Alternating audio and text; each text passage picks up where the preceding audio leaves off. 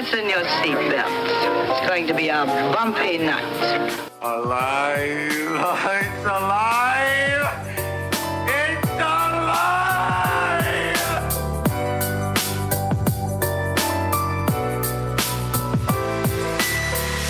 Welcome to the Black Lincoln Collective podcast.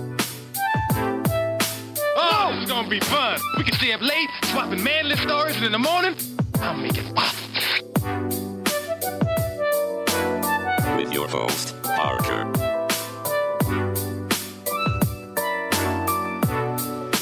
Featuring the sultry sounds of Fred and also Alan on the board.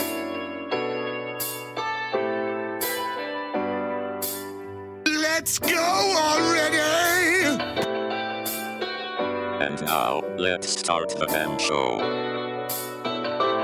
Welcome, one and all, to the 111th edition of the Black Lincoln Collective podcast. 111, that's right. 121. Okay, 121. Exactly. We're the only podcast that promises that our listeners and viewers, if you send in your farts, we will play them on the air. We're so don't send them in jars. No, send them to Fred. Send them to Alan. No, you know what? Send them however the fuck you want. Send them to Alan. I don't give a shit. You can send them by train. I don't care. Send them. Hey, send them. Make them solid and send them. I don't give a literal shit. In a jar. Just put them in a jar. You open it up and goes, brrr. No, I can't wait. So we promise that if you do that, we will play them on the air.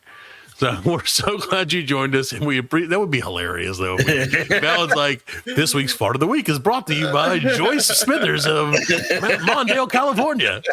Oh, dude, we should totally do that. I saw a video where Tweet us your farts. dudes doing a podcast. They were like, "Oh, we got a package from like one of our listeners." They opened it up. There was a jar with a note inside of it. And like they opened the jar and was like, "What the fuck is this?" And like he smelled it. He's like, "God, it stinks." And he took the note out and like took it to the dude like to smell it. You know what I'm saying? And they opened it up and said, "I farted in this jar." That's awesome. Feel free to do that, listeners. Please. That will make me so happy. It's so funny. It will make me so happy because it goes to Alan. It's so awesome. So you can, of course, keep up with us at the blcpodcast.com. Please drop us a like or a follow on X, Facebook, Instagram, and our TikTok. Please rate us on your favorite podcast platform. And for the love of God, tell your friends. Why not? We've moved from like, hey, it'd be really sweet of you to tell your friends to like, just tell your friends. Just tell your friends before I kill myself. Please. Tell someone. Tell anyone. Tell your priest. Tell whoever. Anyway, we do have a Patreon. It's patreon.com/BLC World. And we are, of course, broadcast on the Pop Culture Pros Network. Check them out at popculturepros.com. And now, insert joke here. It's Fred. Oh, wait. What's up? Thanks, enough. Matt. Close enough. Happy to be here today once again. And as always, Alan O.T. exists. Yeah. Thank you. Crowd's coming in hot. More people? Yeah, we got more people now. Yeah, Alan pumped it up. They're standing outside like. Yeah. Yeah, they're all here because of the fart promotion. Yeah. Right. They're all like, oh, Free fart giveaway. smell your BLC farts. Great. Can't wait. I'm in. Let's go. Live studio audience only at Alan's house.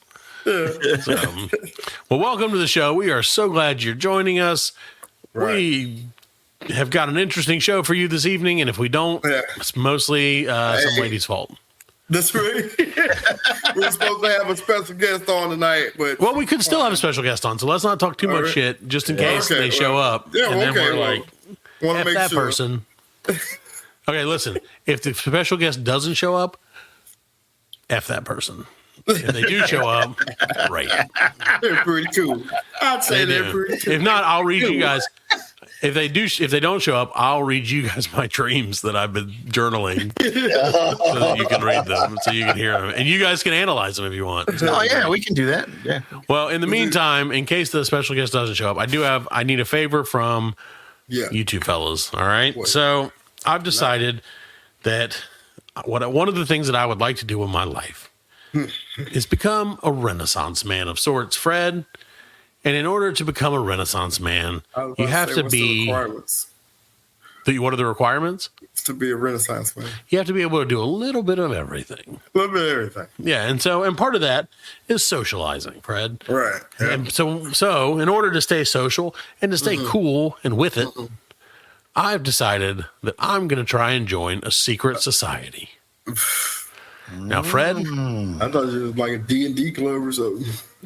that is neither cool nor with it, I can assure you. A secret society. A secret society. A secret society. Yeah. I have compiled a list of secret societies that I would like to join. Yeah. Potentially, because I'm not making any promises today.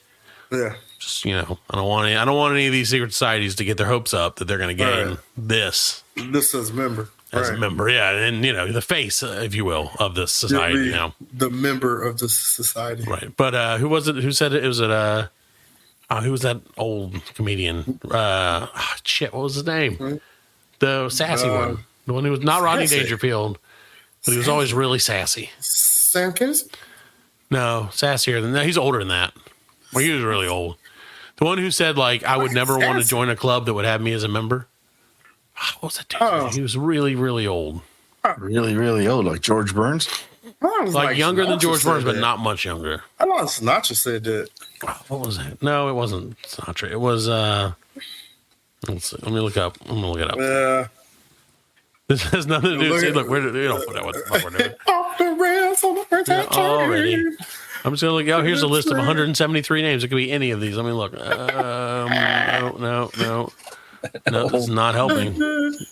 Oh, no. Milton Berle? No, but in that same, he was a little younger than Milton Berle, and he was always. Let me just look up the quote. How about that? Yeah, that's what I thought you did. Yeah, Bob Hope. No, I just looked up a list of comedians. And I thought that would be a good way to figure it out. Oh, Groucho Marx. That wasn't who I was thinking, but Groucho Marx. That was it. I would have never gotten that either. Yeah, that sounds about right. But he said, I don't want to belong to any club that would accept me as a member. And it's true. Yeah. Right. So let's see if any of these clubs are willing to not accept me as a member, Fred. Number one, and Fred. I'll tell you after you do this, I'll tell you which ones you should join. Okay. That would take you. Well, okay. He's so sure of it, too. He's like, they'll take you. Yeah, he's like, is there one in Charlottesville, Virginia? Yeah, right? There's this 3-letter club you'd love. What's great is you only have to remember one letter. You know the whole club's name. And it's not a J, but it's close. And they would love you. Yeah. So, and keep in mind, I'm almost 1,000% sure that all of these were created by elderly white men. So just no, that's why I think I could get into any of them. Yeah. Right. Okay. So, Fred, number 10 on my list of potential clubs that I'd like to join is the Alfalfa Club, not Alfalfa from Little Rascals. No. Founded by 4 men, white men. Like well, let me tell you vegetable? about it. Okay. Let me tell you all about it. Founded by 4 men at the Willard Hotel in Washington, D.C., the Alfalfa Club derives its name from the plant. To be more specific, the name comes from the plant's roots, since they will allegedly do anything for a drink. In addition, a possible apocryphal in a possible story tells that it was created in 1913 to celebrate, guess whose birthday? Friend of the show, Robert E. Lee. A Robert E. Lee attorney at law, Fred, not Robert E. Lee. Right.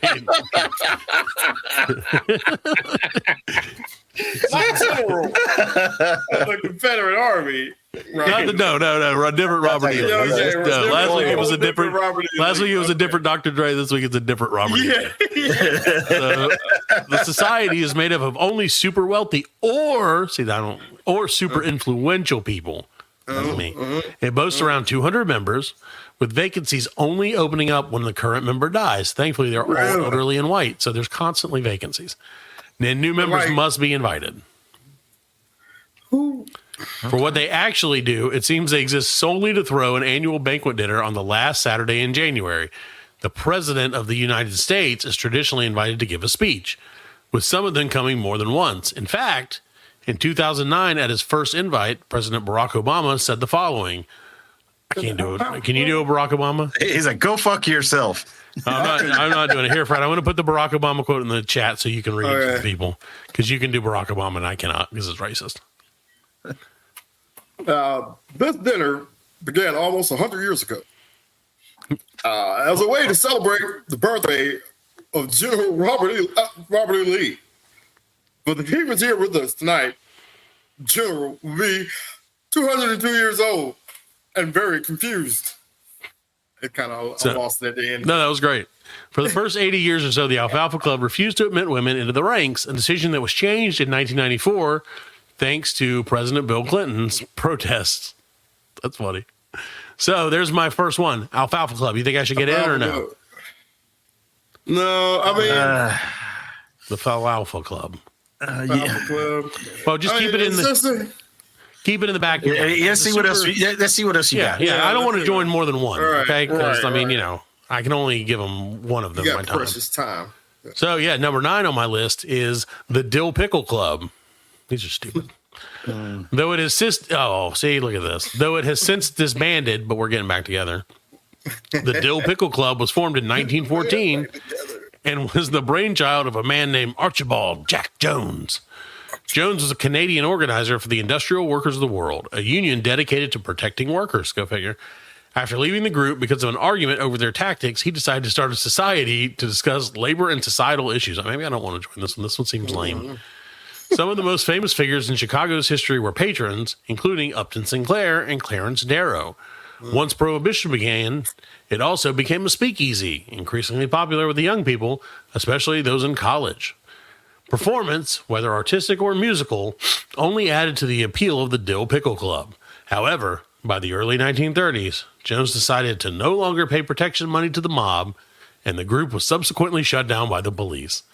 The spirit of the group can be summed up by its entrance signing, the word danger written on the door. Step high, stoop low, leave your dignity outside. That should be our quote. That should be what we're about. So I guess I can't necessarily join the... Maybe we can bring it back. Pickle Club's out. We'll bring it back. Sounds like a bunch of guys with their dicks out. Sounds like a bunch of hey, you want to see my pickle? You want to tickle my pickle dolls? We're in the 30s, see? We're not paying no protection to no mob. We're just here to look high, stoop low, and take it in the butt. Okay. Pretty sure that's what it said. Step high, stoop low, leave your dignity in your butt. They might have been getting wild in there. I'm just saying, so far, dignity. So far, I feel like I'd rather join the Dill Pickle Club than the other one. Okay, so here's one that maybe what? You'd rather join the Dill Pickle Club, you said? Yeah, the Alfalfa Club. Okay, if you say so. Because I can aim high, aim low, whatever, in the butt. Stoop high, aim low, take it in the rear. Okay. Entry in They the rear. were like workers' unions. So. Yeah, they know what's up. They know how it is to get effed. Yeah. So anyway. So the 8th one, or my next one, which could be kind of hard for me to join, Fred, but I'm going to give it a shot. Is this the named UK? Is what? no, this one's the first one that's not a vegetable. I hope that there aren't any more vegetable-related clubs. That just seems a little too healthy for me. So this next one is called the UK Roundabout Appreciation Society. No. Now, Fred, we've got lots of roundabouts in our area, and no one knows how to drive them. Nope. I love a roundabout. I love it too because you can just drive in it all day long. Right. Yeah. Just circle. But in Britain, we ain't got roundabouts. We got like circle ways. Like that's literally what a roundabout is. I know, but like I mean a roundabout. These mugs are like quarter-mile long. Yeah, they have a roundabout is wide. You know, it's just a circle. Yeah, but like, could you imagine being in that one where the one that's like 6 lanes? Yeah. Like, Big Ben, kids. They know what they're doing. It's part of it. Look, kids is Big Ben. Yeah. It's part of it. He just kept going around. The UK Roundabout Appreciation Society, or UCRAS, which is too close to Okras for me, is a relatively obscure British organization, and it does exactly what it says. They're a society which appreciates roundabouts, operating under the belief that nothing but straight roads lead to unsightly boredom. They propose installing roundabouts wherever possible, as well as using the land in the middle of the roundabout to place a piece of art, a monument, or even a windmill. In fact, a roundabout is a working windmill was named the best in Britain by Ucrus. I'm a member. Founded by Lord Kevin Beresford after the success of a calendar called the Best British Roundabouts. I gave it to it. He printed in 2003. The group goes out of their way to photograph the most interesting roundabouts they can find. Fun fact, Beresford's nickname is the Lord of the Rings. That's pretty good. And I would like to go just so I could call it roundabouts. So, You shall not pass. Roundabouts. I think you you shall found one. not pass. I think this was in the yes column for you, Matt. No, I think that kind of fits me. It also seems like it's pretty lazy. Yeah. Like there's not a lot of just like go sit in a roundabout. Right. Maybe put a windmill in there. Hey, you going on a trip? All right. We're coming in roundabouts and they're pretty cool. Just take a picture. I'm like, I'm gonna go appreciate roundabouts around the country. Every weekend, go out and appreciate the roundabout. We need a windmill in this one, mate. That's one fucking sexy roundabout. Anyway.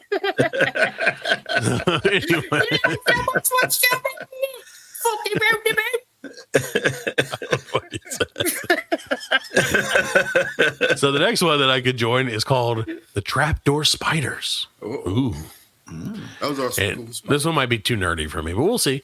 In 1943, American scientist and writer John D. Clark got married to an opera singer. Unfortunately, his friends, chief among them Fletcher Pratt, disliked her. Pratt's disdain for the new Mrs. Clark was so bad that he started a male-only club in order to hang out with his friend. Thus, the Trapdoor Spiders were born.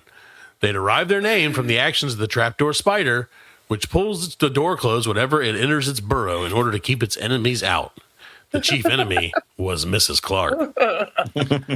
The original group was about 20 members, all male, and they met once a month to have dinner and discuss the topics of the day. Women could be invited as guests, but only by the host of the dinner. Like some of the other organizations on this list.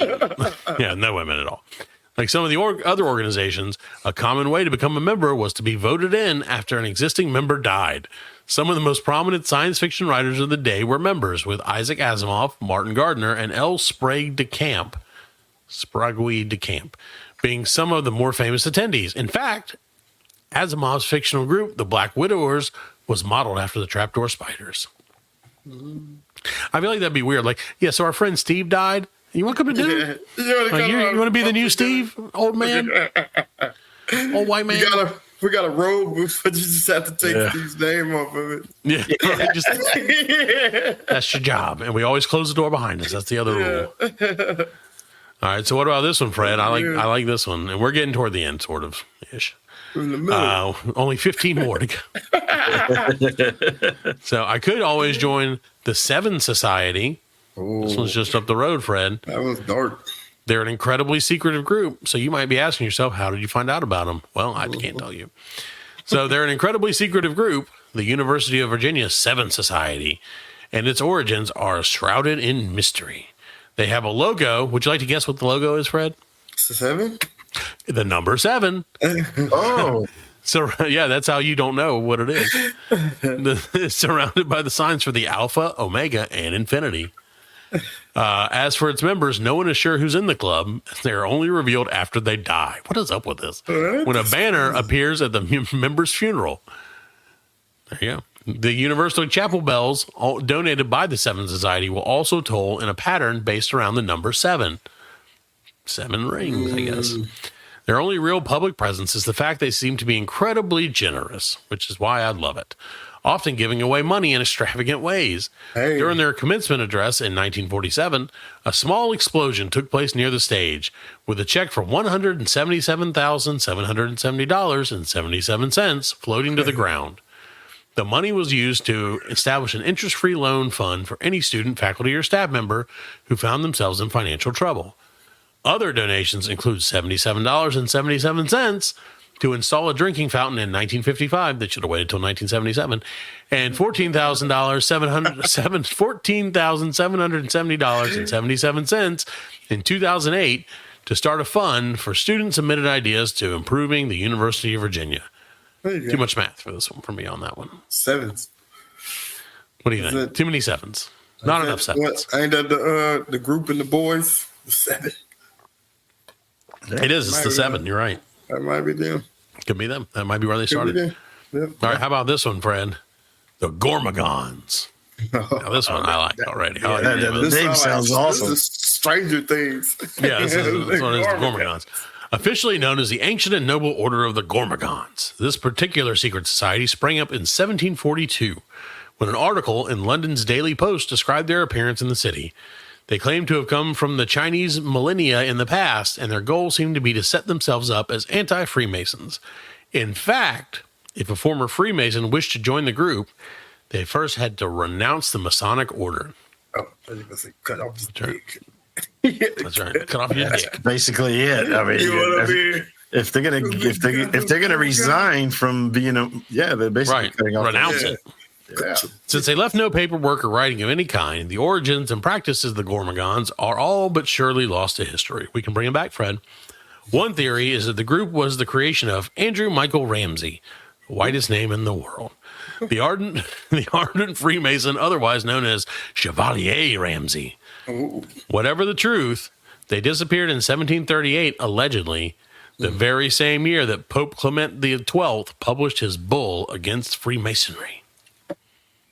Bring him back, maybe. My grandfather was in a secret society. Was he in the Freemasons? Mm-hmm. I had a bunch of people, like I used to hang out with a bunch of people who were in the Freemasons, and they would always be like, I would always be like, hey, how you join the Freemasons? They're like, all you have to do is ask. And then they'd be like, and I'm like, oh, okay, cool. And then I'm like, they always thought they were going to get me. I'm not joining a fucking crazy society. Hey, What are you man. Like, He's talking about joining one right now. I'm not joining that one. Oh, okay. But no, that one's just like networking and shit. Yeah, that's what they say. I don't know, man. I think it's baby raping. My grandfather was a baby raper. No, I didn't say he did the raping. He just did the scoping. He could have just been like, there's a baby. And they're like, we got this There's one. some babies out there. They're like, hey, baby, you want to join a secret society? Well, that's disgusting. All you got to do is ask. No, they would always say that. And then like, not asking. No, because I just did ask. But then they'd say, "Oh yeah." No, like, you have to. Hey, can I join? Yeah, Freemason? If any of our listeners are Freemasons, let us know. Tweet the show at I'mNotAFreemason.org. Well, they can't let you. If they're a Freemason, they can't let you know. Right. That's the thing. They can't let you know, except they're always like, "Hey, going to this Freemason meeting again." Hour every day. Yeah, like I got caught like looking at his like one of his books and stuff like that. He like snatched his shit away from me. Yeah, because you can't be knowing that stuff. Yeah. Hey, Fred. Yep. While we're talking, my crypto went down a little bit more. My Ethereum just dropped another. While we were having this conversation. Yep, because of that, they were like, "Oh, he's talking bad about the Freemasons. We control cryptocurrency." So the next group I may like to join is the Trilateral Commission. What I like about that is it's 3 things. Finally, sounds familiar, right? Our first secretive pulling of the levers of global politics, conspiracy-laden group. Founded in 1973 by David Rockefeller, allegedly after his fellow members of the infamous Bilderberg Group refused to include Japanese members in the club. The Trilateral Commission was designed to foster cooperation between, the opposite of that. It was designed to foster cooperation between the leaders of Japan, Europe, Canada, and the United States. Rockefeller, as well as the other co-founders, saw problems with the status quo, believing the various countries that made up the Trilateral Commission would benefit from a focus on solving their common problems. Originally, The group was going to be around for 3 years, a triennium, but their work has subsequently extended for additional periods up to the present day. Since its creation, the various regions have grown to include such countries as China, India, and Mexico. Conspiracy theorists also point to the group, as they do with similar organizations, as leading the charge for worldwide government or economic systems. This is probably due to the fact that most of the prominent political or private industry leaders have been or are members of the group. You can't get in there, man. No. Why not? You can't get I'm white. No, that's you gotta be. I'm not trilateral enough. no. But I'm bilateral. Trilateral. I'm bi. Why can't be try? So then this is one that I actually would join. And this is one I tried. I almost considered doing. This is like a thing. And then realized that it would never fly today.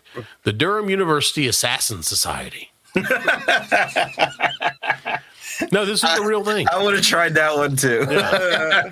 Durham University, located in northeast England, is home to a UNESCO World Heritage Site, and is perhaps a bit less well known, the Durham University Assassin Society. Founded in 1996, which is right about the same time that we were going to do it. DUAS is one of the oldest, as well as one of the most active assassin societies in the world. They run a number of different games throughout the school year, ranging in duration from a few hours to a few weeks. The games consist of players attempting to quote unquote kill other players, normally with a Nerf gun or a cardboard knife. DUAS even gives out awards to its members, many of which are relatively silly, such as the Stephen King Award for Best Narration, which one year went to Millie Power for using poetry in her kill reports. In addition, there are an incredible amount of rules with amazing specificity with which members play the games. So they were going to do that. Like some buddies of mine were going to start that, where it was like, they were like, oh, what we'll do is we'll get everybody signed up, and then basically you'll get a target, and you'll have to you'll get a little dossier folder on them, and you have to go and assassinate them with your Nerf gun, or like I said, with a cardboard knife or big knife. And I was like, this is a great idea. This is just good, clean fun. And then before it started, I realized, I could probably get in a lot of trouble for this.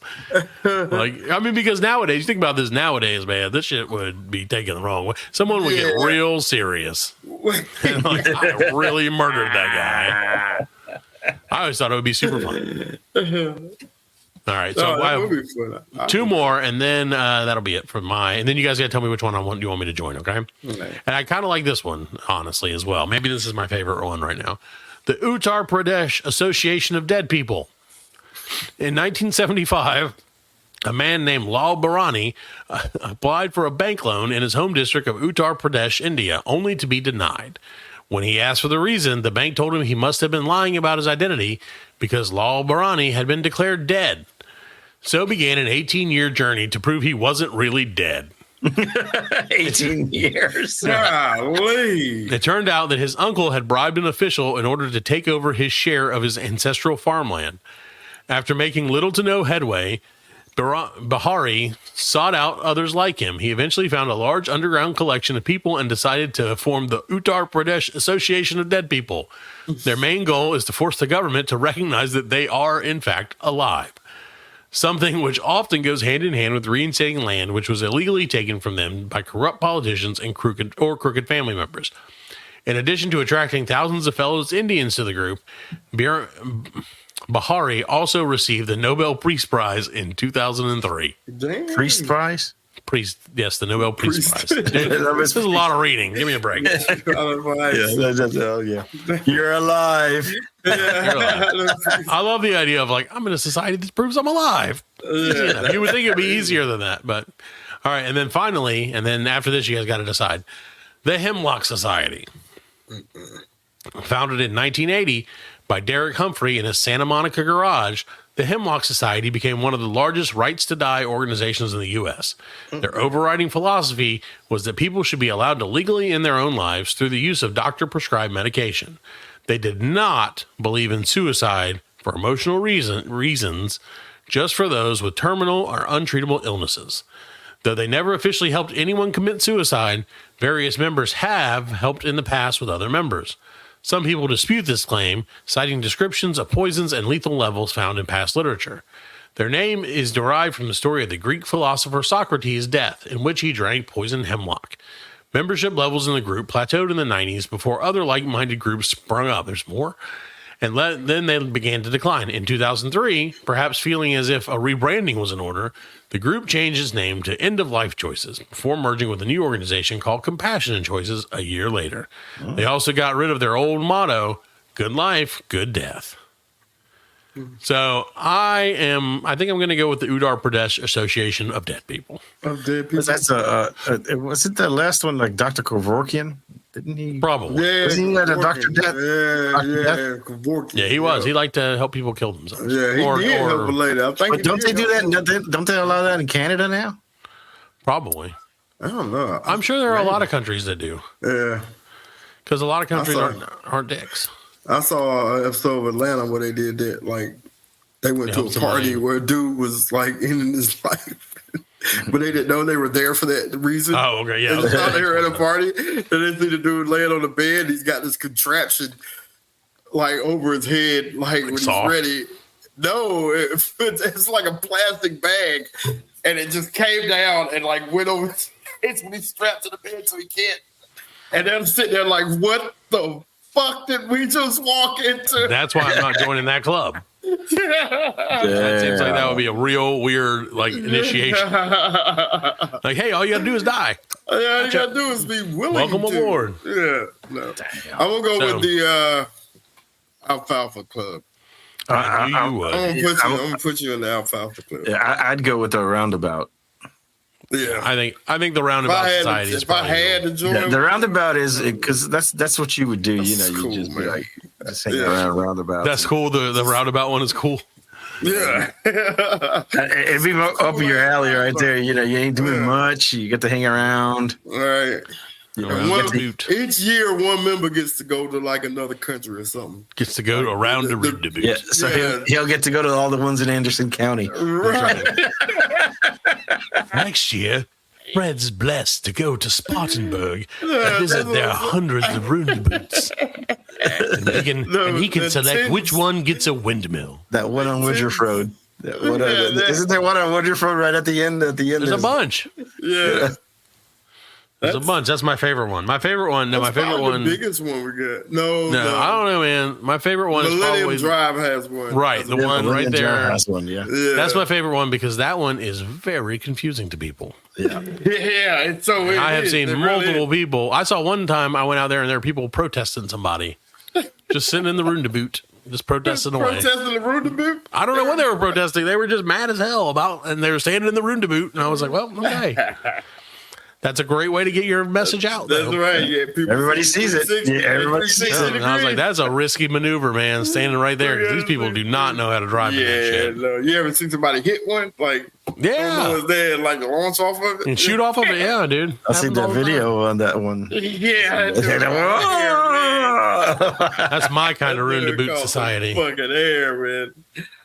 All right. Well, we're going to take a quick break, and we'll be back with more of the Black Lincoln Collective Room to Boot Society. It'll be room to boot a minute. Yeah, we'll be back in room to boot 1 minute, mate. The Black Lincoln Collective podcast will return after a word from our sponsors. The new episode of the Black Lincoln Collective podcast just dropped on blcpodcast.com. You want to come to the bathroom and listen to it? Sure. The Black Lincoln Collective podcast, the only podcast for gays and Gays and fucking podcast. gays in rest area bathrooms is the number one rated podcast.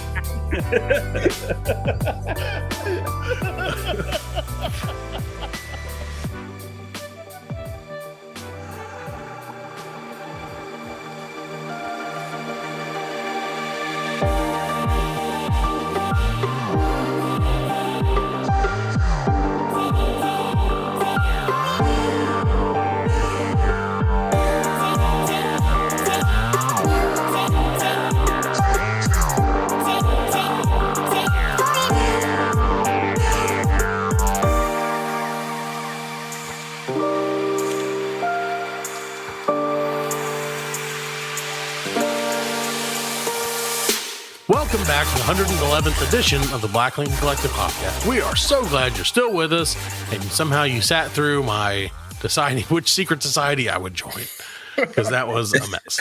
So I am so happy to introduce what we foreshadowed in the beginning of the show, Fred, and I said it was going to be great, and I told you it was going to happen because I believe in the power of positive thinking, Fred. There you go. So we are about to be joined any second now. As soon as Alan does whatever it does. I like doing that. I know you like so much for doing that every time. I'm like, dude, that's the cube. He never gets it. Let it go. So we are joined by Chelsey Turpening Coxsey. She is a dream coach. She does dream analysis, and she's awesome. She showed up. We so much appreciate that because we were a little worried for a minute. Fred was mostly worried. So welcome to the show, Chelsey. Thank you so much for coming on. I'm happy to be here. I'm sorry I'm about an hour late. You're right on time. Don't worry. Don't even worry a little bit. You're good. So can you tell us a little bit about what a dream coach does? Because I really don't know. And I didn't want to look it up because I didn't want to spoil myself. Oh, I love that. Okay. Well, dream analysis, there are different takes. Each culture has its own take on it, but it's really trying to find yourself and the symbolism in dream analysis. So what I do with my dream analysis sessions is I call myself a Jungian enthusiast. So I love Carl Jung. So I take his approaches a lot. And it gets very metaphysical with a lot of psychology involved. So and they tend to mirror each other. And I call it a self-discovery and a soul discovery, as it has a lot of metaphysics and psychology involved. And that's really interesting. They're amazing sessions. Cool. Yeah, I can only imagine. So you, of course, check her out at ChelseyTurpeningCoxsey.com. We'll put a link in the description of this week's show, as well as on our socials and everything, so you guys can check it out. Of course, so do you do them virtually, or do you do it through Zoom, or is that your preferred way to do it? Yeah, I do them through Zoom, or you connect with me on Facebook. I will Facebook call as well. So very casual. Let me ask, how does a session usually go? Does someone just tell you their dreams, and then you kind of are like, well, let me walk you through what that could mean? Or again, this is very interesting to me. So just to let you know, I have been writing down, I have the weirdest dreams, I swear to God. And maybe I don't. Maybe you're like, oh, those are super normal. Everybody has dreams about this. I doubt it. But so I've been writing down my dreams for like the last couple nights, and I was like, we're gonna shock her. It's gonna be shock and awe. So I'll just be warned. Like I used to, but it's unfortunately not legal where we're at. But occasionally I used to indulge in some sort of illegal activities that kind of shut dreams off for a while because my dreams had a tendency to be so intense. But over the last couple of, while, I have not engaged in those activities. And so my dreams have come back with a vengeance.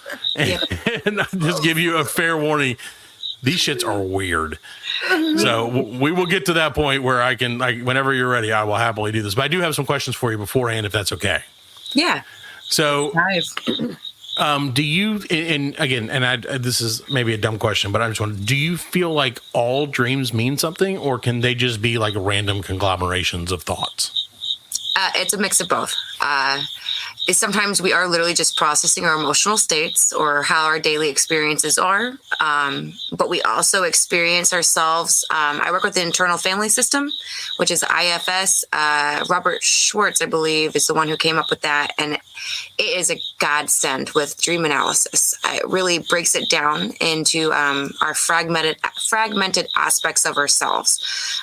So we are on the exterior, we are one person, but internally we are many. And the voices appear in dreams with messages, usually with balance, wanting something to be heard or brought back to wholeness, healing, all of that. And then I say that is one layer of our dreams. So we have our processing of the emotional daily, right? And then you've got the internal family system dreams, and then we have the mass collective or something metaphysical where it's not just us in our space, but we are experiencing other conscious aspects, spirits, or metaphysical experiences as well. And so I always, when I do a dream analysis with people, I don't interpret one dream. I interpret all of them as tiny puzzle pieces that make one large picture. And that's where it gets really interesting. It does sound super interesting. So yeah, somewhere. Do you request that people kind of journal their dreams for a certain amount of time? Yeah. Like a week, a month, or just like, what'd you dream about? Whatever you can. Just start journaling it and then continue journaling. I also say that if there's dreams in the past, like before you have a session with me, if there's a dreams in the past you want to talk about, if it's a cluster or even one, let's dive into them, especially in the first session. What I'm doing is I'm teaching people to know how to understand their personal symbolism, but also mass collective symbolism, and to bring it somewhere in a space that's applicable to yourself. Sure. So is it kind of a form of therapy then, to an extent? Like you can kind of like you said, you can kind of learn about yourself through what your subconscious is presenting you when you're, not able to hold it back. Yeah. And it's funny because you say that your dreams came back with a vengeance. I've noticed that when I create the space of dream analysis for people, they'll be like, oh, I don't have a lot of dreams. I don't remember them as much sometimes. And then as soon as they start dream analysis, it comes with a vengeance, and it like spews out with all this internal voices and whatnot. So it's fun. It's so weird. All right. So let me give you one. I got to do it. I got to give you one it's like, okay, go ahead, Fred. Before that, I just got a simple question. This is probably off topic. I know it's way off topic. Do you believe in aliens? Yeah, we actually, they come in dreams a lot. So we do demonology, aliens, guides, anything metaphysical or multidimensional. We got a lot going on in dream analysis. Okay. Yep. Fred's a big alien guy. Not like he. I love aliens. Not that he is an alien. I am an alien. Hey, oh my. It's great. Go ahead, Matt. Tell us. Okay. So, well, now that actually leads me to another sort of kind of question. What is your take or your opinion on like lucid dreaming? Because I've always wanted to do lucid dreaming. I've never been able to like accomplish it. I know there are lots of books and stuff like that you can read to kind of help you kind of like gain that ability to do that. You know what a lucid dream is, right, Fred? No. It's like a lucid dream is a dream where you can control it, essentially. So it's a dream where your consciousness wakes up in the dream. I can do that. Yeah, I can do that. I have dreams, and I'll be like, I'm dreaming. This is a dream. I want to see if I know I'm dreaming, and then I know I'm dreaming, and I can fly and stuff. Right? Yeah. Lucid all day. Yep. Yeah, because like. And I'm sorry, man, but like no. I'm mad at Alan. I'm not mad at you. I usually have this dream, like 2 reoccurring dreams that I have, and I like both of them. But one of them is I'm in an empty mall, and like they just waxed the floors or whatever. It's just like a big space, and I'm ice skating on my socks, like. I'm just like skating around the whole thing, and I'm loving it. And there's another one, like Alan said, it's flying, and it's like I'm on the ground, and then I can just, you know what I'm saying, and like see everything from an aerial view. Those are 2 like dreams that I have, and I like you said, I try to control those when I have them because I like them. Yeah, because I have in my case, I'm back home. And there's always like a tidal wave. Back home is Puerto Rico. Puerto Rico, yeah. And there's always like a tidal wave. Oh, and I'm a kid, yeah. Okay.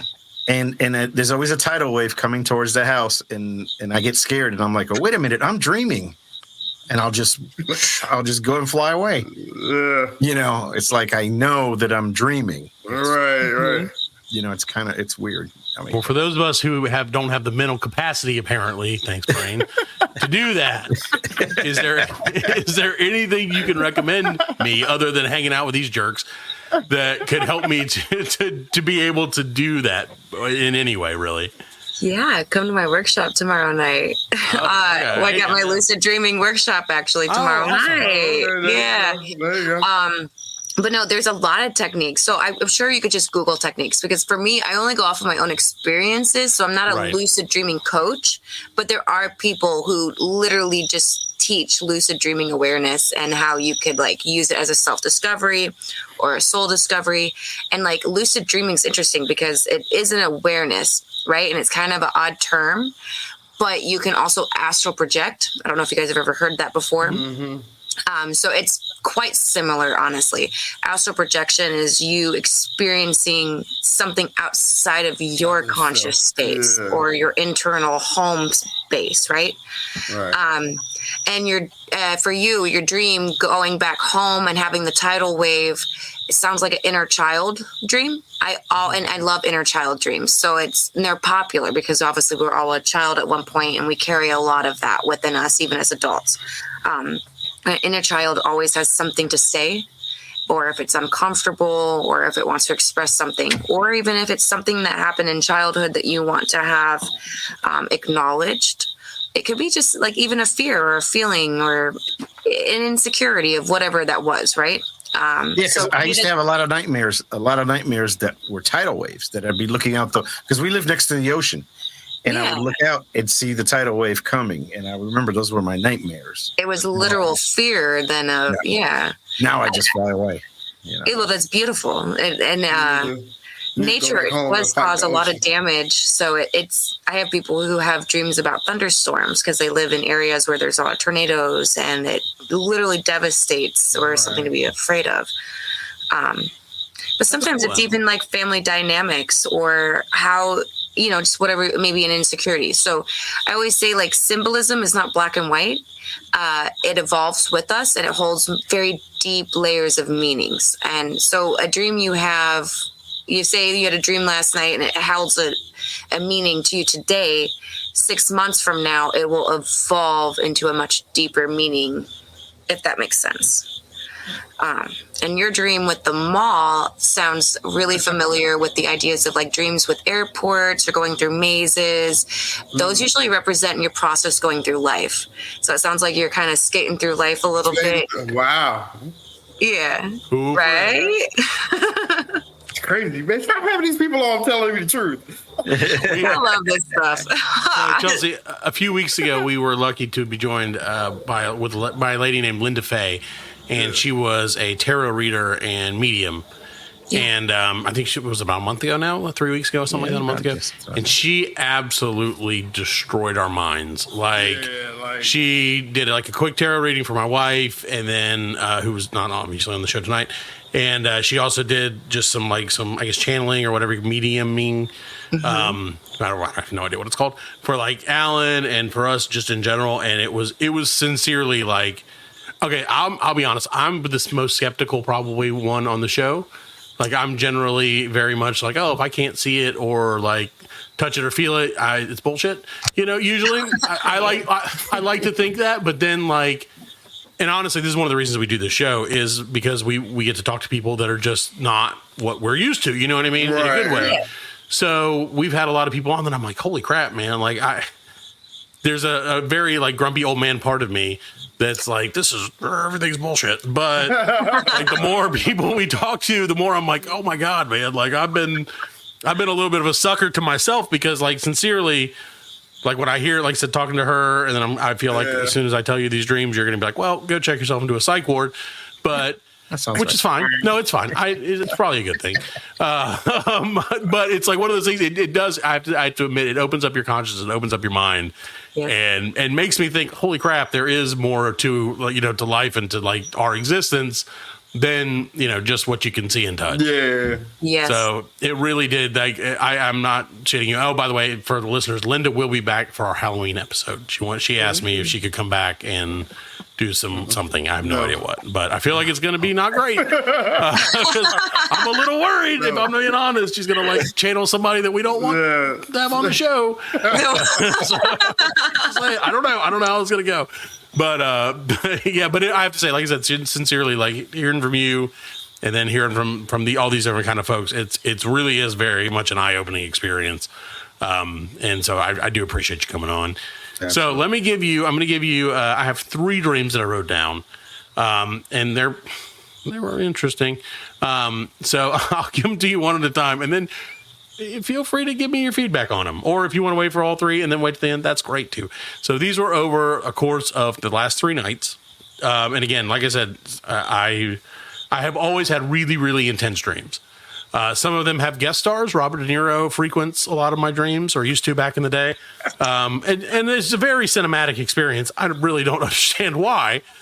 But it just is. It's weird. So my first dream, and the shortest one, and then this is really all I could get when I, because like I said, I woke up and I was like, I have to write this down, was that I had a dream 2 nights ago that I was trying to write a parody song based on Miley Cyrus's Party in the USA, but it was about Krispy Kreme donuts. What? That was the whole dream. I don't know. I just was writing, like, the whole dream was me running around like, how can I make Party in the USA about donuts? And then, like, writing it in my head. And I wish I would have written down some of the lyrics that I had come up with in the dream, because I'm sure that they were very great. Party in the Krispy Kreme. It really was like that. It was really weird, Fred. Like, so I don't know what you could pull off that one, but let's go through all 3 dreams. Okay, let's go. Yeah, the other ones, and again, they just get weirder. So the night before that was I went to a nice restaurant with my family and got a standing ovation for working with a guy who happened to be eating there. Okay, we went to get food and keep in mind, I woke up and immediately typed these into my phone. So some of the words may not actually be words. Just as I'm reading this now, because I didn't really read these before, I just typed them in and went back to sleep. So anyway, so got a standing ovation for working with a guy who happened to be eating there. We went to get food to go in the middle of the meal, and the lady gave me a shirt, but refused to give me my food unless I agreed to let them sell my house. She said it had to be a serious offer for me to get my food. Then when I got back, all the food was gone. Then I forgot to sit. This is so stupid. Then I forgot to set my fantasy football lineup, and my app wouldn't work. So I had no quarterback, and Brock Purdy, who's a quarterback for the 49ers, had 20 points already. Then I tried to pick up Kenny Pickett, but the app wouldn't load at the store that we were in, and that was the end of the dream. I have no idea. Oh my! This is what I deal with, Fred. This is what I deal with every night, Fred. I wake up and I'm like, what shit is going on around here? Start back smoking. I think you might be right. So then last night, and again, this just gets weirder. I dreamed that I lived with my mom and my grandmother, who my grandmother has since passed. Well, has not since last night, but has passed like 5 years ago. Yeah. Just for the record, it wasn't like, oh, I dreamt about it and then she died this morning, and I'm like, hey, let's do the show. So, so she's, so I live with them, but they refuse to eat so that they didn't have to worry about it. What it is, I don't know. And then I was forced to pee into a trash can filled with kitty litter, and then went back to my room where I watched humongous ants fight weird bugs on my bed. Then I got stung on the finger by one of the weird bugs. So I went outside and had a karate fight in an alley until everyone started running towards me in a crowd because the aliens had showed up. This is exactly what happened, Fred. So cool. All right. Because then aliens showed up, and I smoked a cigarette, and I quit smoking cigarettes a long time ago. So, and then I woke up, and that was the dream. I just, again, Fred, this is what is in this head all the time. Your symbolism is really interesting, but I love it. Is it? Because I feel like it's more just retardedness. No offense to retarded people. No, so the subconscious will use whatever material it has to get the message across. That's why I say your symbolism is interesting. Okay, so your Miley Cyrus is a creation of trying to collaborate maybe something very random, putting it together, right? So don't look at the details per se at what it is like in daytime. Okay. Think of what it actually mean in definition on a deeper level. Sounds like you're trying to create something, to build something. This middle dream sounded like there was a lot of congratulations, you reaching your goals, getting that, right? And then that last dream with your grandmother and smoking a cigarette and all of that sounded like maybe that you needed some guidance and there was some stress related to trying to do that. So if you look at them as clusters, because when I look at dreams, I look at them as puzzle pieces. I don't just interpret one dream individually as a solid thing on its own, even though it can be. They really paint a bigger picture. And it's not just even in one night. It can be within a grouping of several months. So it sounds like you're trying to build or work on a project or something that's going to take some collaboration of creativity to bring it together, no matter how random it might feel. As individuals, you have to pull it together into something, right? The moment you do that, there will be congratulations or this feeling of winning within yourself, even if it has the celebrities involved and all the hype, right? But it does also sound like that maybe you have some ancestors involved in the metaphysical aspect, or some oomph behind it not being just you per se, but you have a metaphysical push behind it too, if that makes sense, or a soul push. And it's probably not an easy task. I assume it'll be difficult. And I don't know if that resonates with you a little bit on a daytime application. I'm just kind of going off of not knowing you on a personal level. Sure. Yeah. But not yet, good. but now that I'll be... If you pulled that out of what he said... Yep. I love symbolism. I love, Fred, that your dream is like, I was skating in shoes in a mall, and I'm like, I had fucking alien cigarette karate fights and peed in glitter boxes and got bit by bugs. There's some conflict and trial and pushing forward. But most of my conflict and trial is with the guy right here. It sounds like he's the perfect mix then. He's such a douche. Wait, well, not me. Come on. I wasn't pointing at you. No, he's pointing at me. You pointed. No. Yes, I was pointing. I see. I didn't think we all. I thought we all saw the same. I don't say nothing. You're about tarot, so I don't know if you guys are familiar with tarot, but dreams have an energy about it in flow of how it progresses, the same in symbolism as tarot cards are. And I love tarot. I use a lot myself. So they're very much. When you were reading him, you were saying some of the same things that Miss Faye was saying. Right. Yeah. So they're very synchronitic, or which is really crazy to me. And that's why I'm saying I can't. As much as I want to be like, oh, everything is stupid and not real, I can't do that anymore, Fred, and that hurts my heart. And maybe that's the conflict.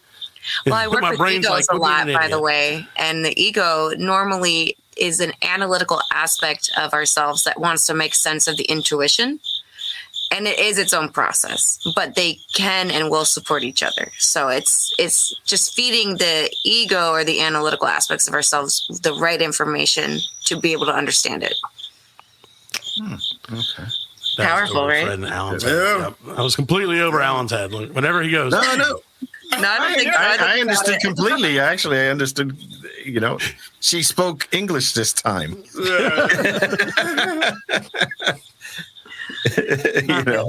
it. That's crazy. So man. that is crazy. And I have to say, so you definitely, everybody, please check out Chelsey Turping Coxsey.com. Also, turpeningcoxsey.com. Again, we'll put it in the thing. Check out her Facebook page. Again, it's just amazing. So what got you into wanting to do this? My personal dreams. Were your dreams about analyzing dreams? No. No, I always say that dreams will harass you until they're heard. Mm-hmm. Oh, yeah. And yep, they do that. So it's so for me, I don't know if you guys are familiar with spiritual awakening terms, or awakening to yourself and having awareness on what's going on within our own engine, right? Mm-hmm. I had bad depression for a very long time, and I was hitting rock bottom. And at that point I was like, something's got to give. And my dreams were harassing the crap out of me really bad. And I really didn't know anything about dreams. So it was at the point where I was like, what does this even freaking mean? And so I started my own self-discovery and journey and my own self-studies on it. And I really started to pick up on it really well. And then I realized, symbolism is its own language. So it's like learning another language. And when you start to understand that each person individually has their own symbolic language, which is, you have your mass collective archetypes and symbolism and all that, right? But then you have your own personal that's unique to you. You realize that the subconsciousness has its own language, and it really is trying to speak to us. But it's not just your subconsciousness, it's your internal aspects. So it got me into Carl Jung, and I may or may not have done some illegal activities as well to pull that out of myself. But it was just this huge aha moment where I was like, I just want to understand what's going on in here and why, what's going on with the dreams. And then I realized, it started me on my journey a few years ago where I was like, okay. And, I started the process of, after I figured it out with myself, because I was doing my own dream journal. And when I looked at my dream journal and read it on a book, I was like, what the hell? It made sense. Like a puzzle pieces to build a bigger puzzle. And at that point, it was just like light bulbs were going off. And I was like, oh my God. And it was this huge self-discovery, but not just self-discovery on who I was in this life, but a soul journey too. And, we have past life regressions, Akashic records that pop up. And I have my guides. I have so aliens, right? I have alien guides and they teach me stuff. And once I became aware of them and started utilizing my tools and whatever in that aspect, it really was what I got to call a spiritual journey. And then I started to take the course of learning how to bring it to a space for other people, because it was something I was very passionate about. So it was first within myself and then learning how to do it for other people. And at this point, I love how our brain works consciously and subconsciously, and how it holds many identities and aspects that are really complicated, but truly they're not that complicated. We just have a lot going on. Well, once you can read it, once you kind of start to understand, like you said, the cues and what the symbolism could mean, it starts to make a lot more sense, I think. Definitely. So that's something I even teach in my sessions. I was like, ideally, I don't want a client to work with me for a few months and go away not knowing how to analyze themselves. Right.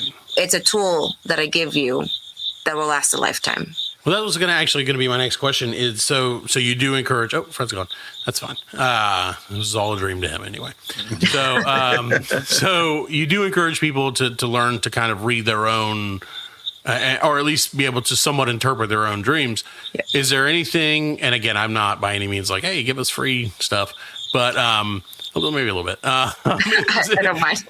Is there anything that you're, I guess, like some tent poles for that you would maybe kind of teach to people and say, like, if you have these kind of dreams, or this recurring theme generally means this, or is it more like personalized toward specific people? A mix of both. But there are certain dreams that really are common. Like when he said he was going through the mall, malls are popular dreams. Airports are popular, going through a maze. Those tend to be a lifespan or going through life. When you find yourself exploring a house, if it's your current house or just a random house that even feels familiar, it's you on an internal scale and you're exploring yourself. So you can go from room to room. Hallways represent transitional phases usually. It's really quite popular, and it's funny that it stays true to even like the individual person. So I call those like archetypes still, or maybe not like an archetype, because archetypes are like, technically Carl Jung explains them as spirits or their own personality. So it's more of like a person versus an experience of what you would have like on your like a house or the mall. So like but it's how we view ourselves overall as a whole symbolically. So like a lot of people are exploring houses. I noticed that a lot of the time the inner child will also be very prevalent. That's why I was like, when you said you were back at home and having the tidal waves, that was probably a serious fear of actual nature effects, but there's probably something deeper to it as well. That tends to be the case. And it's the inner child speaking out. We also have a feminine and masculine side. Those each, we all have that. So they always have their voices for balance. So like you being men, you probably have dreams about women that you're in love with or feel close to or interested in, but you don't know them in real life. That would be your feminine side. I've had many dreams with the masculine aspect. It's the duality aspects that Carl Jung talks about a lot.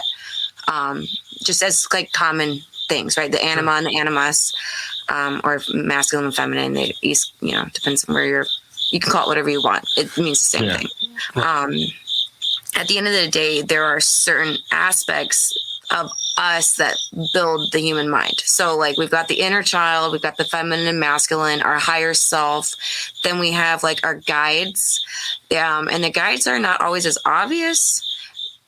But when you want to set the intention to have them face to face, you will notice you do have guides. If it be ancestors, aliens, or even angels or something on that level, right? And then So like Miley Cyrus would probably be one of mine. no, Or Krispy Kreme? Could that? no, I that- think that was just showing some creativity. That is a little bit of a spirit guide of mine. Usually, if I can find a hot and ready sign, I'm like, that's the place I need to be. So Welcome back, Fred. Do you when does it? Is there like a certain pattern?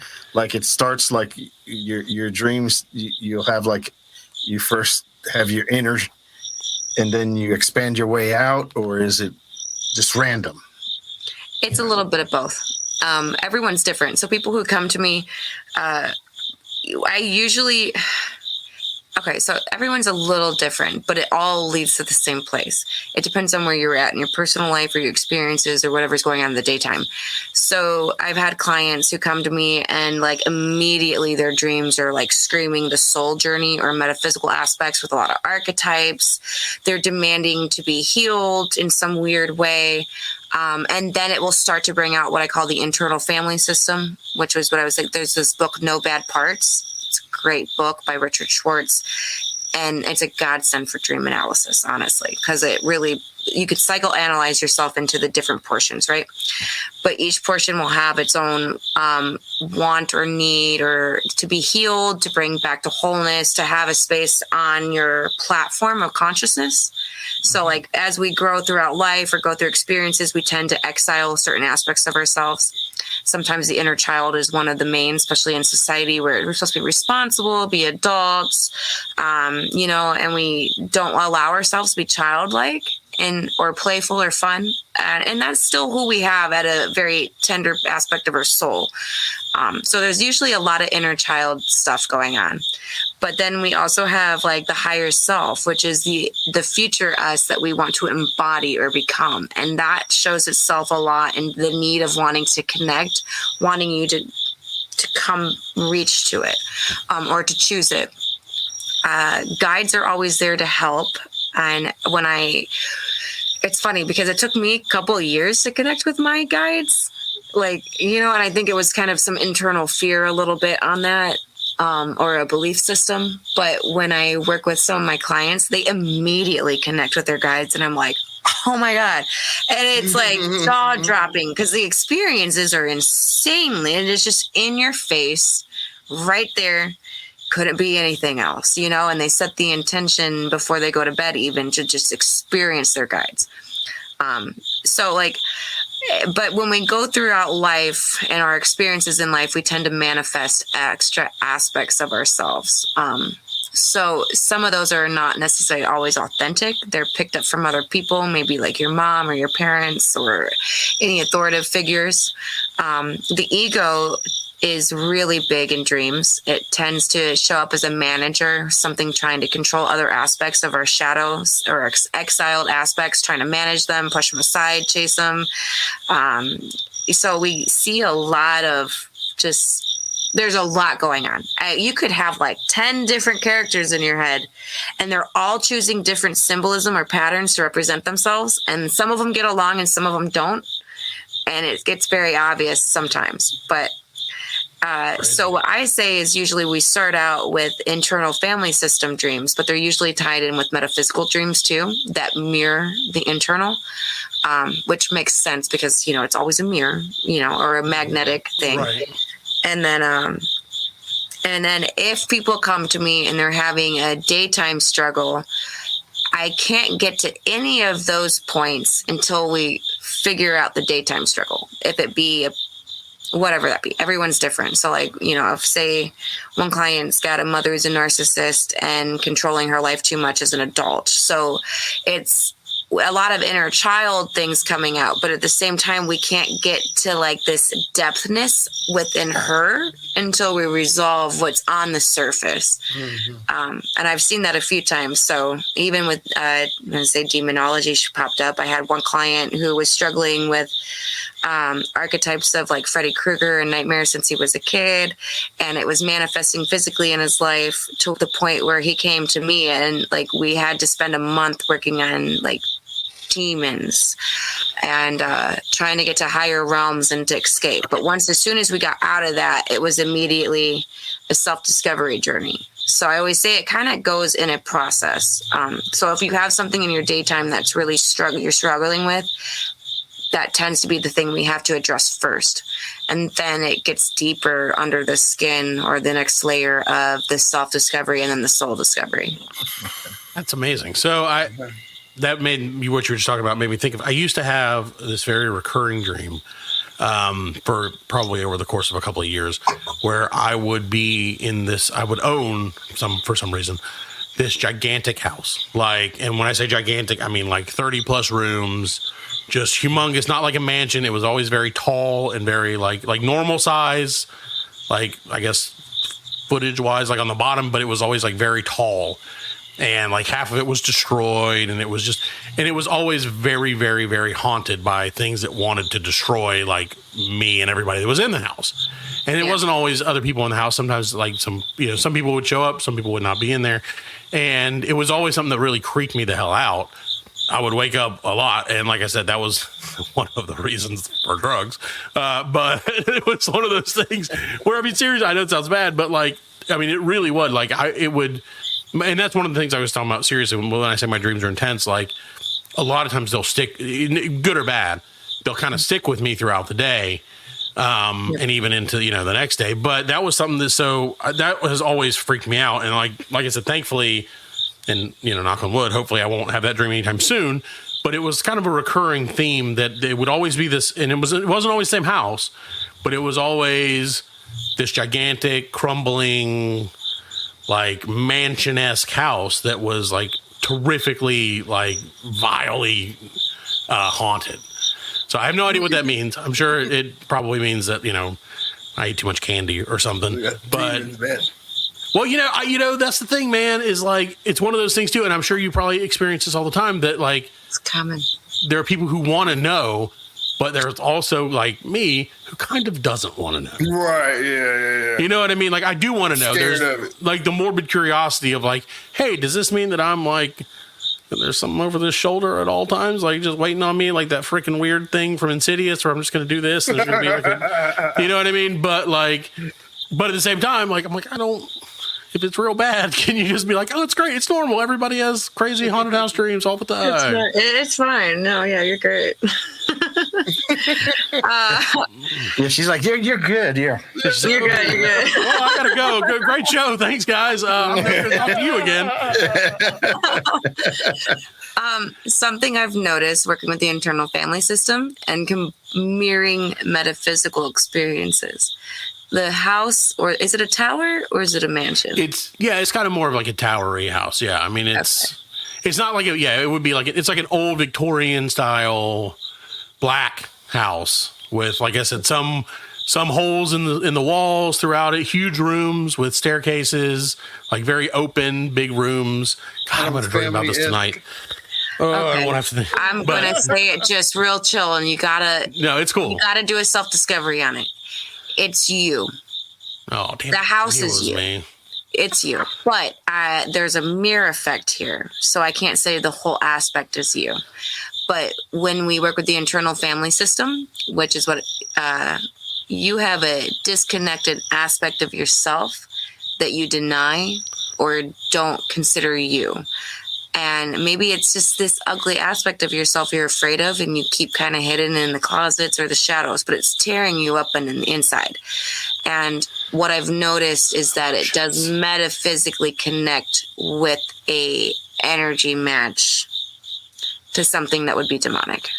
Not to freak you out, but I've no, it doesn't freak me out, honestly. And it's really it's so common. I mean, it's really common. So I'm not trying to freak people out. And I've told our listeners, I've told Fred and Alan as well many times, I come from a broken home, Chelsey. So you never know what, you know what I mean? And it sounds crazy to say. You think it's your inner child, maybe?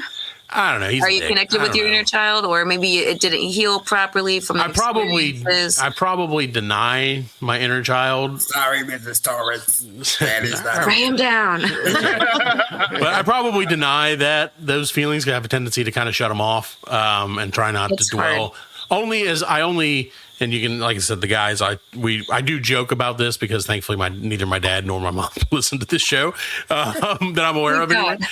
So yeah, they were never around. Why would they listen to this thing that I do? But no, I'm kidding. But no. So I tend to cover it up with with my attempts at humor, and I'm sure that that's probably part of it because that's kind of how I coped as a child. I think humor is that's why we're all friends. Because we're all doing that. Because Fred's the one who made my parents divorce. Yeah. I assume. I slept with your dad. Again.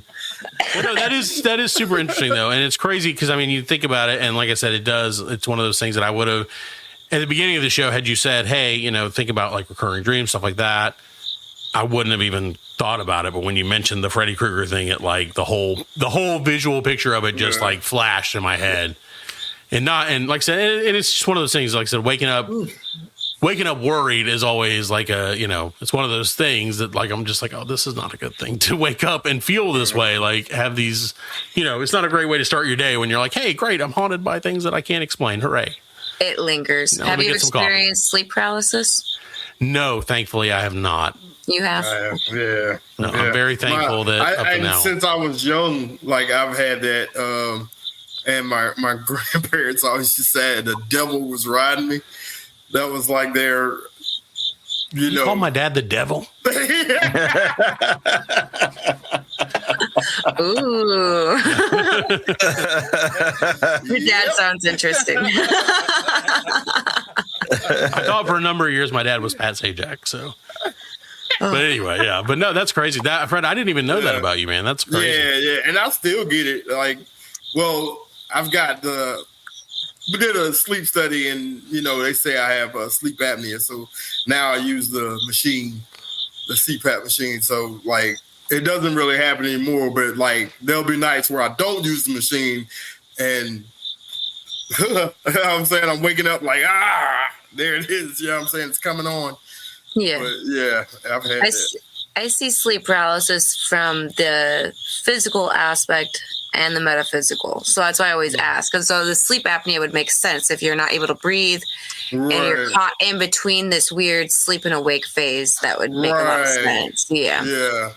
There's some people who are completely healthy experiencing sleep paralysis, and they're seeing their eyes are open and they're seeing the demon or the shadows lingering over their bed. That's a very different thing.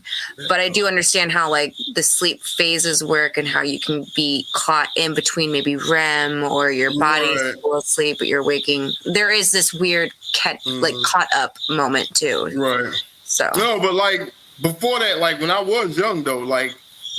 And, I wasn't, I guess the weight caused the sleep apnea, but like I was a young guy and I would have that. And like my grandfather was he was a Methodist preacher.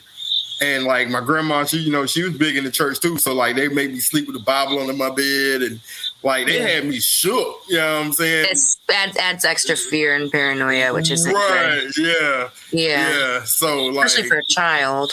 Right. I was probably 10, 12 years old. Like you're like, oh my God. Yeah, oh my God. And then like to make it worse, like we lived like on a farm. So like we would get like rodents in the house and shit, and we had this huge rat that had started clawing at my closet at night. Oh no! Yeah, that's creepy. Man. Yeah, I lived in an old farmhouse once where we had raccoons in the attic, and they were literally throwing stuff out the house. It was funny. They would tear up the insulation and throw it out. Oh my God, it's gonna be scary. Yeah, that's crazy. It really is. That is like one of my biggest fears, and I'm very thankful that that's not something I've had to deal with up to this point. Rodents? No, not rodents. Yeah, generally raccoons and rats. Closets, actually, Fred. They're so disorganized. No, like sleep paralysis, man. Because I've seen people. I've heard the stories of like I said, like the shadowy figures and shit, and like climbing on them, and that just freaks me the hell out, man. Like it's very real in that aspect. Yeah, that's why I was like, well, I understand the physical health aspect of it, so there is a difference. Do you use an inhaler or is it just at night? Yeah, it's just at night. Yeah, just at night. Okay, I think that's like when the heart slows down and you're resting. You're in a very deep rest phase. Yeah. They say I got huge tonsils, so like Fred. We'll He blame says it on that the to all the consoles. ladies. That's why you never shut up. I said it to hold the lady. He said it to all our guests. Every one of our guests, you're like, so I have huge tonsils. Just want to get that out of the way. That's why we love you, Fred. It's those tonsils, baby. Keeps that voice silky smooth. Well, so I do have one more question, and then I don't want to keep you all night or anything like that. But and of course, we would love to have you back sometime very soon. On time. My wife, I'll be on my time. wife, and all of our. Oh no, it's fine. You're coming with the heat, so you just show up whenever you want. Right. But like I'm sure Fred, your wife probably, and I know my wife for sure. She asked when I told her that you were coming on that we had. She's like, "Oh, can I come on?" She's into this stuff, like into. I don't want to say she's just like she's very like connected to the metaphysical world, and like does smudge sticks and like I call it crunchy stuff just to get under her skin. But I know that like, you know, I understand there is a certain realism to it, you know, but so I used to have this dream all the time again. And again, I'm like, this one's not nearly as evil, hopefully. But I just want to ask how like rare or how often you kind of see this stuff. I used to have dreams about a race, that I was in a race, Fred, not like a race, like racist thing, Fred. Thank you. But like racing, yeah, I was in a car race of some sort or in some sort of race. And it was fine. It was never anything weird. But the only thing that was weird is I would notice that like I would wake up and like, you know, everything would be fine. And then maybe the next night or 2 nights later, I would go back to sleep and the dream would continue from where I woke up the previous time. And this happened for years on end. Like, it wasn't like always a race, and it might be a month, it might be a week, it might be the next night. It might be I'd wake up and then go back to sleep and continue the dream. But I never obviously got to the end, which I think is probably not a bad thing necessarily. If it's like you said earlier, if it's like, hey, that's your life. But like, I'm just curious, is that something that like, I mean, is that pretty normal that people would just have like kind of continuing dreams, or is that like something that's just, it just freaks me out really more that like, I'm like, wait, is this like a, like to be continued would pop up at the end of the dream and then I would go, you know, like, well, it like does. A freeze frame. Yeah. My God. We'll be back next week in your nightmares.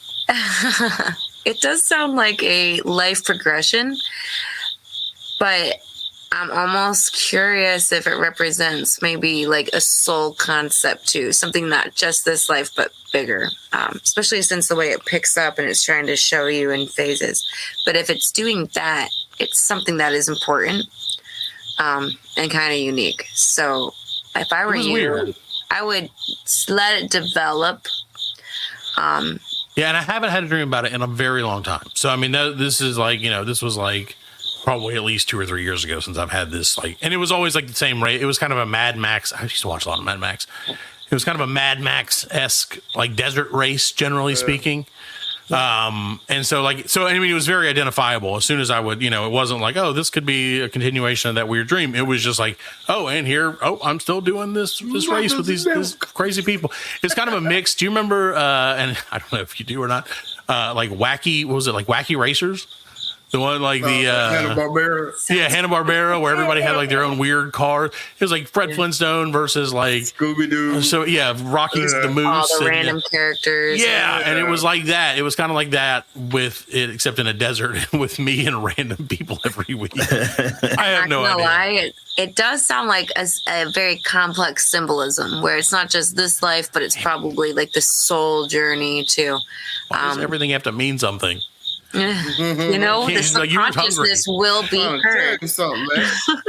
I know it's, dude. I know. I'm telling you, man, it's crazy. Well, I'm definitely gonna have to look into more of this. And so what do you, Chelsey? What is you said you're doing a lucid dream class tomorrow night? Do you have regular classes that you do, or is it just kind of a like, you know, by appointment only, or what do you find to be the best way that you can, you know, help people? Well, I have one-on-one workshops, and then once a month, I try to do a group workshop for $10. That's like on my clients and people who want to learn how to do dream analysis and take the homework home and self-apply, which is very doable. I mean, that's kind of how I was doing it, was self-applying to myself. So I'm not going to say it's my sessions get really deep and quick, and it's just very different. But but you can do it on your own. So if you can't afford a one-on-one, come to the group workshops that I hold just individually or independently with my clients and a couple extra people. So it'd be like 10 people.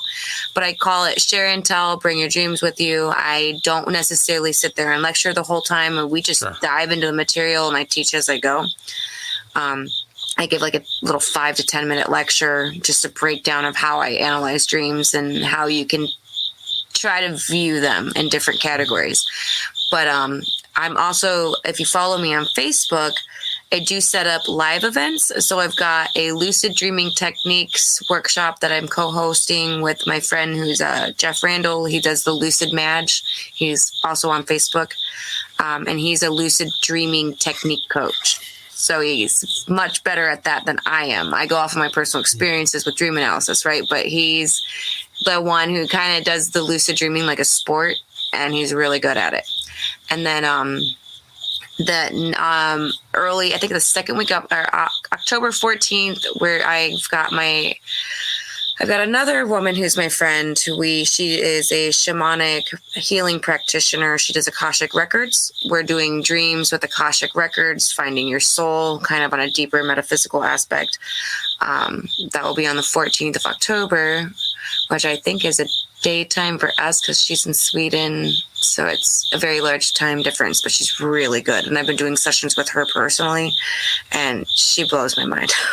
Like, it's insane. That's cool. Yeah. And it makes sense. So I was just bringing it with the dreams because we tend to access our soul records through our dreams symbolically, but she does it very differently through her practitioner as well. So it's kind of combining it in awareness. And I plan on just continuing doing creative workshops. I would like to do an inner child workshop through dream analysis as well. So if you follow me on Facebook, I keep my page open to the public. It's not private. It's a business page at this point. So if you want to follow me on Facebook, go for it. I'm not the best at updating my website with all the information. So we don't ever update our website either. So. Yeah, follow me on Facebook. That's where we still have that little dancing baby, dancing baby from the 90s. We still have that on our website. It's coming back. It's coming back. I can assure you. So definitely check her out. It's ChelseyTurpeningCoxsey.com or on Facebook. Again, we'll make sure to link everything to you when the show, when our show comes out, which will be this upcoming Monday. So one more question, and then of course you're welcome to tell Fred how insane he is. We try to do it at least once a week. But is there anything that you would say? We kind of talked about some of the tent poles or the main things that you're like, oh, this is the stuff that a lot of people dream about. Is there anything, and maybe I shouldn't ask this question, that you're like, if you dream about this, not a good thing. Like, this is not a good thing to dream. Like, if you keep seeing this thing, I don't know what to say, run, but maybe slap yourself in the face or something. And again, if there's not, or you don't feel comfortable, I wouldn't want to force anything out of you. It's not something specific because symbolism is always different. So I usually see hints of the weird stuff in weird ways. But some people are very obvious, and it shows as is. But when it comes to the metaphysical side, as humans, we've got the good, the bad, and the ugly. And there is a lot of weird demon things going on in the dreamland. And it's kind of open to that, right? Like, that's kind of the idea is you've kind of let down your guard. Your pineal gland, picture it as a front door. What comes in, it comes in and out. And if you're not aware that you have a front door, then it's vulnerable. And I'll leave it at that. That's probably better for all of us that we not know what's going on. So, well, but I also say tarot is, if anyone's interested in tarot cards, bless your space, but it's also a good way to, if you have a dream that's kind of needing some extra information, I often find that tarot symbolism represents a lot with the dream symbolism, and they go hand in hand almost perfectly. I would definitely say that it sounds true you can explore a lot more with it. And I do, not all of my clients pull tarot, but I say none of them are against it. And I do bring a tarot deck with me, or a couple. I've got a couple variations of different oracle decks or traditional decks, but I do bring them to the sessions, and if it's needed, I will pull cards to kind of help bring clarity a little bit more too. That's amazing. That's so cool. Do you guys have anything else? Any other questions or anything? No? All right. Well, It was nice Chelsey, to meet you, and thank you for coming on the show. Yes, thank you so much for coming on. This is awesome. I love you guys' energy. It's great. A little scary for me, but Don't be afraid. Don't be afraid. no, I'm not afraid because once I learn how to lucid dream, I can kick those ghosts' ass. Yes. And I can win that fucking race. Finally, after 20 years, I can win that race. I want that trophy. It's or you can quit. Journey. I can quit. That's true. You can quit. Be like, fuck this. That'd be my problem. I'd be like, I figured out how to lucid dream, and I stop for cheesesteaks. Hey, my 5-year-old dreams about Pennywise, and I told him ice cream. If he feeds him ice cream in his sleep, it'll kill him. Oh, yeah. See, I need to start. He said it worked once. You gotta give him a weapon. Yeah, you gotta give him a weapon. Yeah. I was like, you're in control to an extent. It's your house. Right. That's true. There you go. Well, that's awesome. Seriously, Chelsey, thank you so much for coming on. If you ever, if you're welcome on anytime, we would love to have you on again. And I will sincerely be looking you up. I'll probably get my wife in on some of your stuff because have her follow me on Facebook. Very much into it. Yeah, I definitely will. So again, Chelsey Turpening Coxsey.com or Facebook. Do you have an Instagram or Twitter or any of that stuff?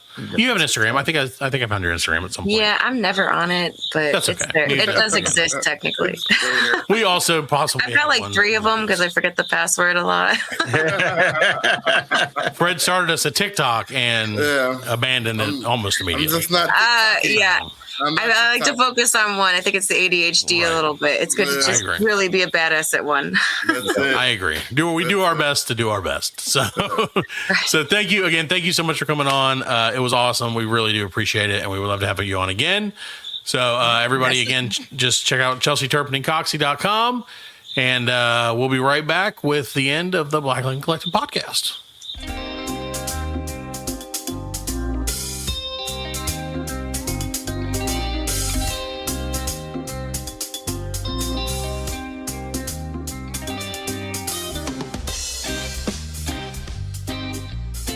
Welcome back to the Black Lincoln Collective podcast.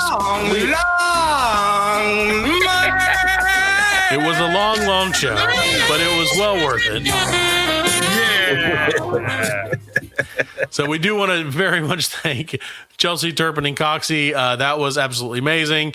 And now everyone who listens knows all about my terrifically scary dreams that I have and the ones about Krispy Kreme donuts, which are probably realistically scary. I think mine's more embarrassing, skating through the mall with my socks on. Well, no, all I saw was what's that? Was it Risky Business? Singing Hamilton or whatever. I was singing "Party in the USA" about Krispy Kreme donuts, Alan. I really was. It was like I had so many things in my head. Like I woke up and I was like, I should write these down. I was like, no, you know what? Maybe you shouldn't. And so I was like, I'm just gonna go back to sleep. But yeah, I think that was because my daughter was listening to Miley Cyrus a lot. Right. And she sings, she likes the song Flowers. I can buy myself flowers. Yeah. But I think I mentioned this previously. She likes the probably racist version of it more. The one where it's a Mexican guy saying, I can buy myself tacos. So, and we sing that one all the time. Well, there's nothing wrong with buying tacos. No. And it's a dude. It's not racist. It's just kind of a Mexican dude. Yeah, he's a Mexican dude. He's funny. He's like, I can buy myself tacos from the street taco stand. Buy myself some nachos. Yeah, see, they don't have those here. I wish we had those here, like they do California. Street tacos? Yeah, I do too. I wish that too. Maybe someday. Maybe when we do a live episode, we'll get a street taco stand from the taco truck. Yeah, dude, I would love if we could pull. Oh, speaking of that, we're gonna have Conrad from OK Taco is gonna be on next week. And maybe he can kind of scratch that itch for us of the taco truck. So, well, thank you guys very much for listening. Appreciate you guys for sticking around. I know we went a little long this time, but hopefully you got some good information. Join the British UK Roundabout Society. And of course, check out Chelsey Turpening Coxsey on Facebook or on our website. We're going to get out of here. Thank you guys. We'll be back next week with a brand new episode of the Black Lincoln Collective podcast. All right. I'll see you later. See you in your dreams.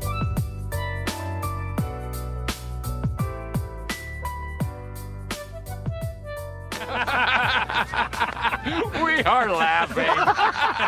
And we are very good friends. Good buddies, sharing a special moment.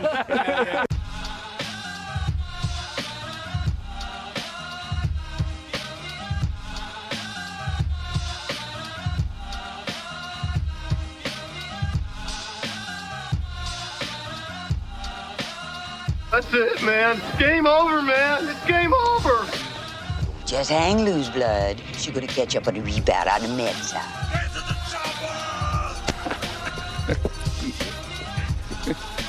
Oh, what a day. What a motherfucking day. Well, that's all, folks. Hasta la vista, baby. Goddamn hit. Don't worry, nobody's listening anyway. As you know, I'm a man of special needs. Surely you can't be serious. I am serious. And don't call me Shirley.